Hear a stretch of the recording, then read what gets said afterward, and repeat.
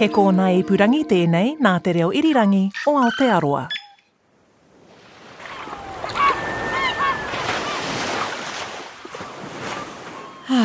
Sounds like summer. Fresh cut lawns, swimming, barbecues and ice cream.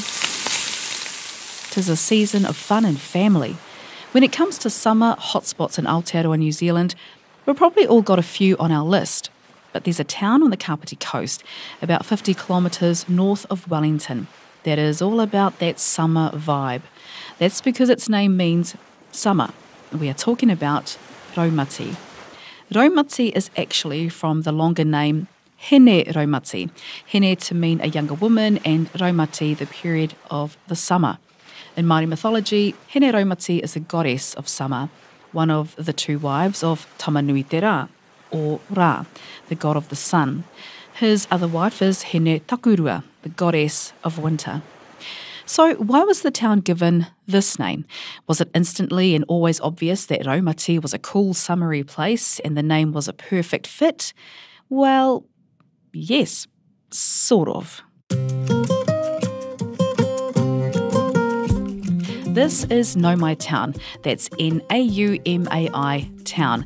Te reo Māori for welcome, Naumai Haramai, or a play on words to know more about my town. And Raumati might just be your neighbourhood.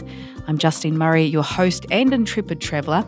Well, not quite intrepid, but still, let's head about 480 kilometres south from my home in Tauranga to Raumati. Before we get into the story of how Raumati got its name, the locals I spoke to are keen to point out that there's Raumati Beach and Raumati South. Same area, different vibe, which we'll get to later.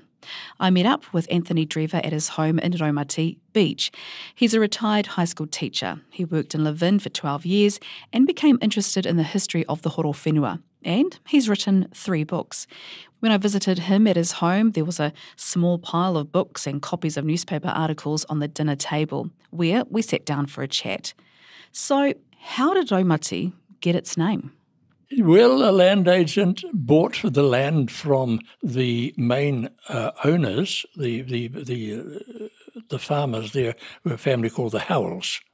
They called their farm Wharemoku, because it was on the Wharemoku stream and extended right up the stream and right down to the mouth. Now, Wharemoku combines 2 te reo words, whare, which means house, and moku, which is a type of fern or cabbage tree. So presumably it was a home near a lot of ferns. But the land agents who bought the bit around the river mouth were intending to make a beach resort. That was their intention. And we're now talking about 1908, I think.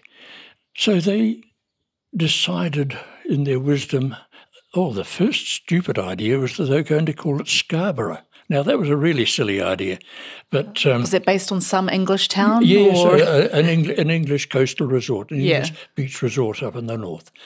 But Scarborough. that didn't last long, and they thought, we better find a Maori name. We'll call it Raumati because that's about the summer, and that'll attract all the people to come up here and build batches and buy ice creams and so forth.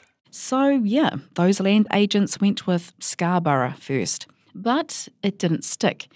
Anthony doesn't know why. Maybe Scarborough wasn't enticing enough as a name, or maybe the agents decided they weren't fans of North Yorkshire. That's where you'll find Scarborough. In any case, the name was dropped and replaced with Raumati. But one of the Howell family, Phoebe, who had married Scottish farmer Malcolm McLean and farmed on Kāpiti Island as well as Wharemoku, had strong views about this name change. She's quoted here in a newspaper article. "It's a sin, that's what it is," says Mrs. Malcolm McLean. "This changing of the name from Wharemoku to Raumati is one that deeply concerns Mrs. McLean. It's wrong," she contends. "This lovely part of the coast should lose its identity, the association of years." So this is dated 1940... 49. 1949. But the name, I think, came into use about 1911. So the horse had definitely bolted. About 1911, yeah. About 38 years. The land agents bought the land, changed it to Raumati because he wanted to attract tourists of that era? Yeah. So, right, this is a summery place, which it is. He wasn't wrong. So, what do businesses like about the town? The weather, the people, the spiritual feel that runs through this place, and the shops, everything. Yeah, cafes. Back with retired teacher and historian Anthony Drever. He says the Horowhenua area was established as farmers moved in. Then small towns were settled. You get, first of all, Raumati Beach, and then further south, Raumati South. And these were well-established little coastal beach resorts, and just paddocks and farms between there and Paraparaumu. Paraparaumu remained a little village until the 1960s, 60s, 70s. Until then it was a very small place, and mostly on the other side of the railway line. And that railway line is what a lot of commuters use to head to work in Wellington today.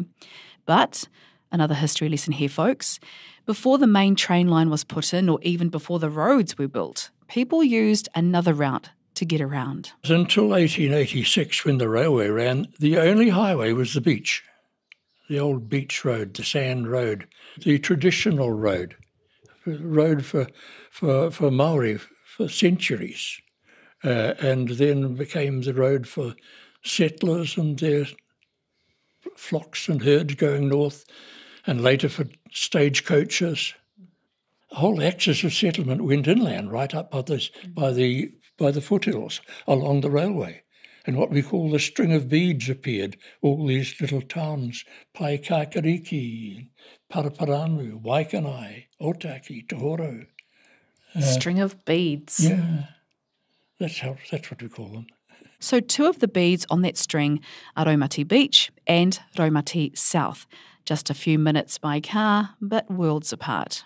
Oh yeah, don't get them mixed up. They're very different. Raumati South traditionally has been a lot more rustic, more sort of artsy, very higgledy-piggledy, as I recall some council documents. This is Bede Larissy, chair of the Raumati Community Board. I do remember them actually using that term, higgledy-piggledy. This town is higgledy-piggledy. Yeah, in other words, no sort of set format. We like to do things here the way we like to do them.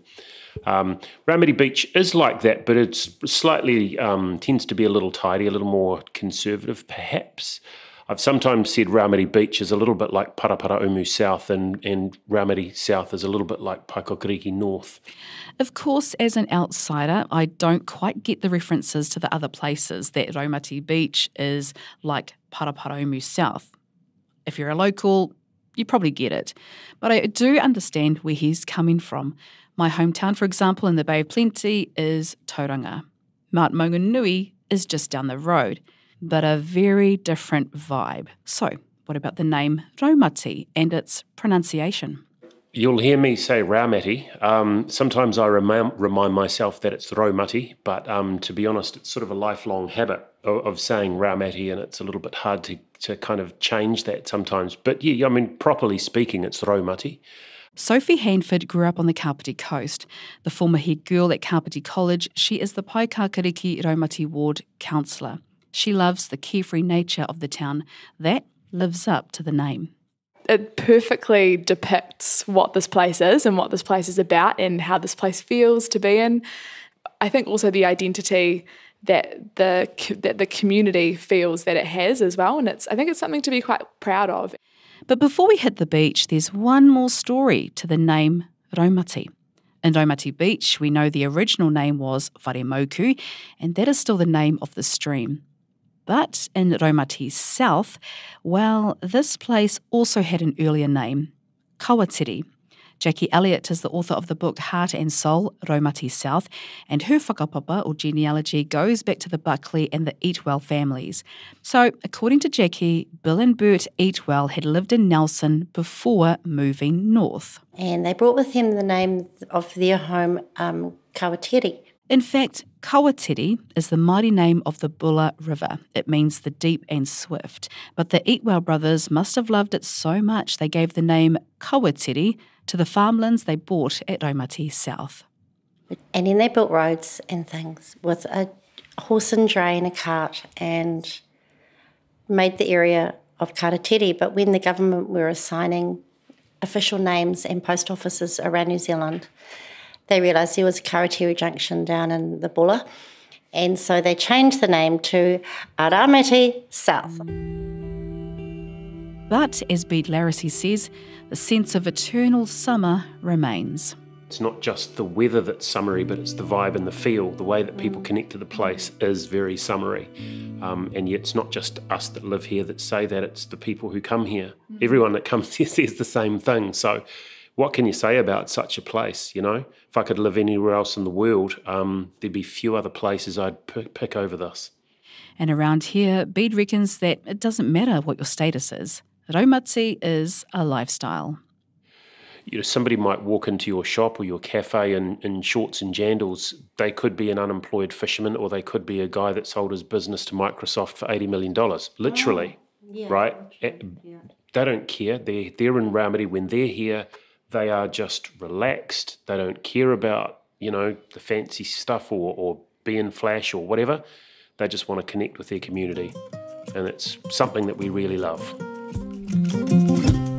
Raumati Beach, a town on the Kāpiti Coast, originally named Whare Mauku, and Raumati South, known briefly as Kawatiri. Population of Raumati, just over 5,500 people, according to the latest census. And whenever you might visit, well, here, it's always summer. Thanks to Bede Larissy, Sophie Handford, Jackie Elliott and Anthony Drever. This is Know My Town, a bonus summer episode. Know My Town is about Aotearoa place names, hosted and presented by me, Justine Murray. Executive producer Tim Watkin, engineer is Steve Burridge. Follow and listen to Know My Town, that's Naumai Town, on Apple, Spotify or any good podcasting app.